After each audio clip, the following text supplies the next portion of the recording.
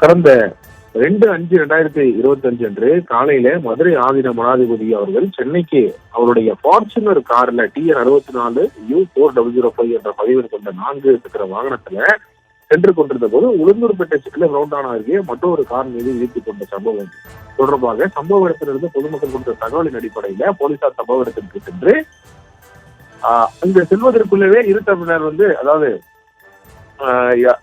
இந்த இரு தரப்பினருமே சென்று விட்டிருக்கிறார்கள். போலீசாரும் சம்பவ இடத்திற்கு செல்வதற்குள்ள பொதுமக்களும் அங்க வந்து விட்டிருக்கார்கள். சம்பவ இடத்திற்கு சிசிடிவி பதிவுகளை போலீசார் ஆய்வு செய்ததுல மேற்படி மதுரை ஆதீனத்தினுடைய வாகனம் இந்த வாகனம்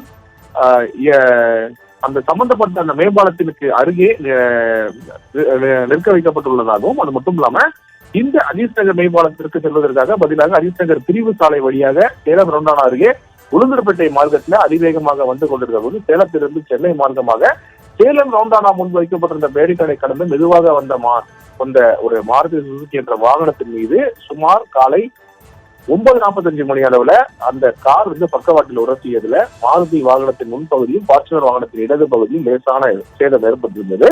இரு தரப்பினர்களுமே வாக்குவாதத்தில் ஈடுபட்டு அதன் பிறகு அவர்களாவே 10 மணி அளவுல அங்கிருந்து சென்று விட்டதாக தான் இந்த சம்பவம் தெளிவுபடுத்துவதாக சொல்கிறார்கள். இச்சம்பவம் தொடர்பாக மதுரை ஆதீனத்தை கொலை முயற்சி செய்ததாக சமூக வலைதளங்கள்ல செய்திகள் பரவி வந்த நிலையில மதுரை ஆதீனம் அவர்களே தன்னை கொலை முயற்சி நடப்பதாக தெரிவித்து வந்திருந்தார். முதற்கட்ட விசாரணையில கொலை முயற்சிக்கான சதி எதுவும் நடந்ததாக தெரியவில்லை. மேற்படி விபத்தானது முழுக்க மதுரை ஆதீனம் அவர்கள் பயணித்த ஃபார்ச்சுனர் வாகனத்தின் ஓட்டுநர் கவனக்குறைவால் தான் ஏற்பட்ட விபத்து என சிசிடிவி காட்சியின் அடிப்படையில தெளிவாக தெரிகிறது அப்படின்னு சொல்லிட்டு இந்த பிரஸ் ரிலீஸ் வாயிலாக போலீசார் விளக்கம் அளித்திருக்கிறார்கள். சிசிடிவி பதிவை ஆய்வு செய்ததிலும் மதுரை ஆதீனம் அவர்கள் தான் பயணம் செய்த வாகனம் அதிவேகமாக சென்று விபத்திற்கு காரணம் ஏற்படுத்தியதாக தெரிய வந்திருக்கிறது. தொடர்ச்சியாக அது மட்டும் கிடையாது, இந்த அதிவேகமாக சென்ற இந்த விபத்தை ஏற்படுத்தியது இந்த மதுரை ஆதீனத்துடைய வாகனம்.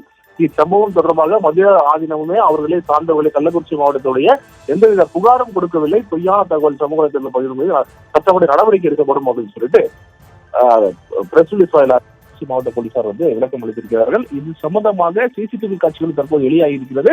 மதுரை ஆதீனம் கார் கிராஸ் பண்ணும் போது அந்த எதிரே வந்த கார் மெதுவாக தான் வந்து கொண்டிருக்கிறது. அதாவது பக்கத்து சாலையில, அதாவது பக்கத்து ரோட்ல மெயின் ரோட்ல வரக்கூடிய கார் மெதுவாக தான் வந்து கொண்டிருக்கிறது.